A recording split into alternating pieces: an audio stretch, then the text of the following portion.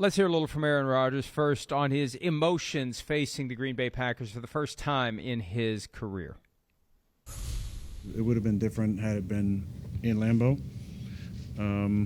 Good to see a lot of people that I grew up with in the league and had time, 3 hours before the game. I was out there spending time with some of those guys, and I enjoyed that. This is his third season away from the team, so think of how much a team changes in 1 year, much less 3 years. So I think he's right. If it was at Lambeau, it would be a different vibe. He's going back into places where he had been for so long, walking through doors he had walked through hundreds of times. They came to him. That's far different than him going to them. And they weren't wearing the Green Bay Packers uniform. Yeah. It's that simple. He got out there really early, he said 3 hours. We weren't even on the field yet. Which was it. I was looking forward to getting on the field and maybe seeing Aaron Rodgers with some of these interactions, maybe saying hi to him as well. Maybe he would have told me to screw off. but either way, I wanted to see him there. But, yeah, he got out there so early, and I think probably intentionally, so there wasn't too much fanfare and people crowding him and everything that way. He could still throw that football. That's what frustrates me a little bit. And that's why I brought up the stuff I brought up, because watching him in pregame warm-ups, I mean, damn, he could still spin it. He can still throw lasers. I just would like him to throw some lasers 20 and 25 yards down the field, down the middle of the field, instead of everything being to DK Metcalf or in the flat all the time, because he's got the ability to do that. And that's what, I'm pushing for a little bit. Maybe now that they've lost 2 in a row, he'll feel like he has to. Here he is on the team's mindset after losing 2 straight games. Well, just an honest assessment. I think setting feelings aside and being okay with criticism, any position, any player, and being honest about what we need to do to improve. And then we can't beat ourselves. I think in the 3 losses, there's been times where we've had opportunities and we've hurt ourselves with turnovers or just negative plays. So we gotta cut those out. We gotta get on the same page on offense and defense and keep the faith.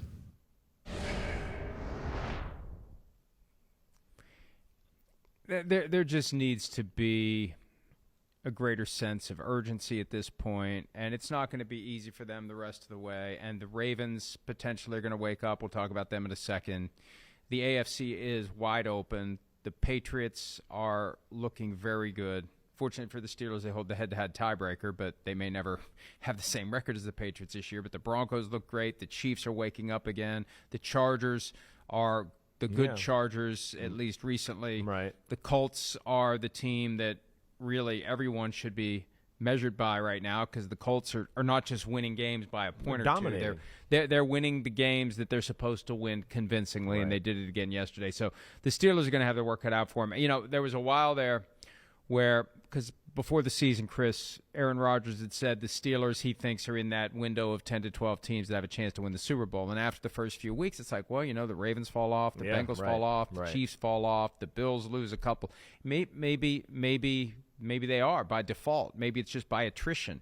And now, you know what? I'm thinking they're going to be on the outside looking in. Yeah, I certainly don't look at them in the same class as like what we've seen from Kansas City the last few weeks, the Colts, the Patriots, right? The Denver Broncos, who I don't even think have played their best football yet. Yeah, I would put them in another level from what we're seeing from the Pittsburgh Steelers. And my biggest concern is, and I don't mean to harp on this, but this is so different from anything I'm used to. I discovered football December 23, 1972. I discovered NFL football that day because of the Immaculate Reception. I was never a Steelers fan growing up, and I know you feel otherwise, but it's the honest-to-God truth, because I didn't enjoy any of those Super Bowls the way that I would have enjoyed them if the Vikings would have won just one. It's not one, just one, please, just one. But there was always this groundswell that the city was behind them every step of the way. And if that's not there, good luck. Yeah. It's not going to happen. Right.